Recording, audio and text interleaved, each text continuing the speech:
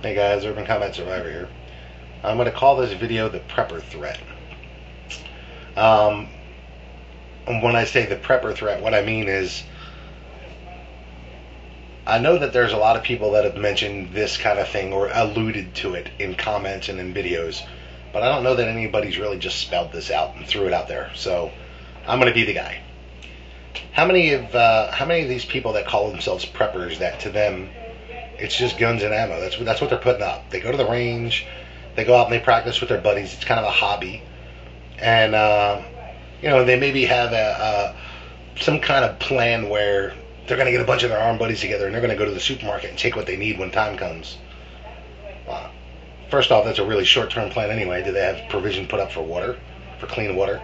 Anyway, let's say they get there and there's no food. It's already been decimated, or some idiot's already burned it down. Or there's already an armed group there that has that supermarket and taken it for themselves. How quickly are these so-called preppers going to become a threat to us, those of us that have put food and water up, those of us that have made provision for these things and made other plans? Hiberniason did a great video. I'm pretty sure it's called MS-13, The Face of the Enemy. And I know I've talked about it in a couple of my videos. Drug gangs, drug cartels, these guys are going to be an organized problem. I saw a documentary at one point. Might have been a show called Gangland, I'm not sure. But whatever it was, there was a percentage thrown out there. 2% of our military is also active gang members. Well, these guys aren't in there for anything other than training. They don't need the money. They're not patriots. They're not serving their country. I mean, they're out there selling crack on the street. They're executing other gang members. Country doesn't really fall into their loyalties. So why are they there? Why are they running around doing basic training? They're doing it for the training. And then they take that back and they train their guys. So not only is there the threat from organized gangs, organized armed gangs, I think there's very quickly, relatively, going to become a threat in about the same time frame or a little bit after from organized groups of people who call themselves preppers that don't have any fucking food put away. Now, I know a lot of guys on here do videos just about guns, and they're not just gun guys. They do the gun videos because that's what gets the clicks and that's what people want to see.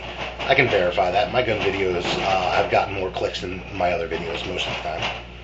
So I know that it's sexy, but who's that appealing to? I think there's a lot of folks out there that just think guns are all they need. And those folks eventually are going to run out of provision, probably pretty damn quickly. And then they're going to start looking at you, and they're going to feel their right to survive makes it okay for them to take from you.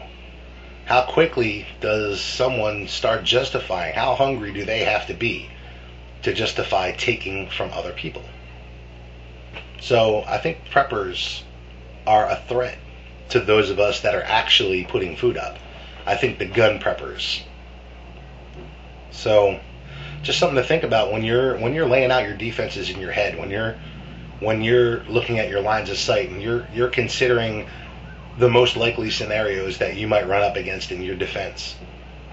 I think you need to consider the possibility that at some point a group of preppers that call themselves preppers, the gun preppers, I think at some point they're going to show up and they're going to want what you have. And I think you need to consider not only being ready for organized gangs, but organized gangs of gun preppers. So this is just something to consider, something to think about. I hope if any of you guys out there are gun preppers and you see a video like this or some of the others that may be out there, that you really stop and consider. You're not going to be able to live off the fat of the land. There's not going to be anything glorious. You're not going to be able to just go take what you want from the supermarket when it's time. There's no long-term sustainability in any of that. So, when the deer are hunted down to just about extinction and the rabbits are already gone and there's pretty much no wild game left, when the flora and the fauna have been destroyed out there, when the supermarkets are long burnt-out shells, Are you ready for that? If you aren't, maybe buy some less guns, spend less time at the range and training with your buddies, and more time in your garden. More time making sure you have food, making sure you have the ability to provide clean water for yourself and those that you're going to be with. Just something to consider. The gun preppers, I think in the long run, they're going to be just as great a threat as the organized gangs out there. So I don't think there's really a threat. A lot of people talk about foreign troops. I don't think there's going to be much of a threat from them. I think if we have a breakdown of the rule of law here, it's going to be either because we had an economic collapse or it's going to cause an economic collapse. Either way, if there's an economic collapse in the United States, basically the globe is screwed. The entire economic system of the planet's going to break down. No foreign troops are going to be showing up because those countries are going to be dealing with their own internal breakdown, their own economic collapse. So I don't think that's the threat. I think the threat is the drug cartels, the gangs, and the gun preppers.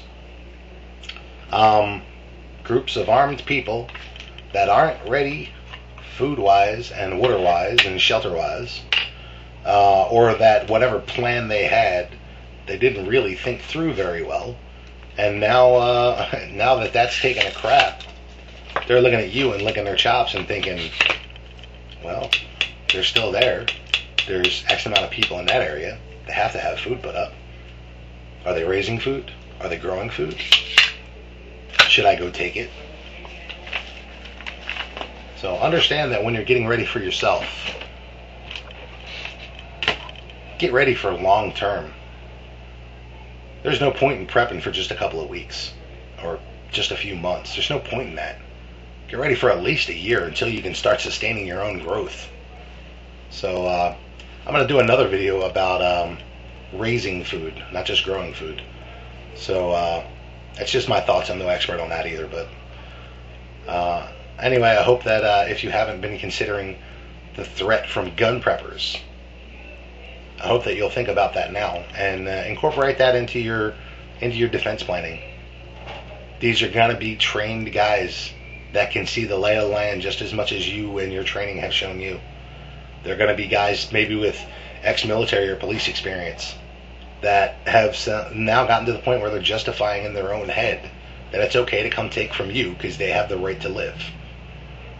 So consider that in your planning, in your defense. Talk to your group, anybody that you're talking to about this stuff, talk to them about it. So so that everybody's aware and so that you guys can maybe start planning for that. I think it's pretty much an inevitability. If there's a breakdown, it's going to wind up there. So, Herman Combat Survivor, signing off.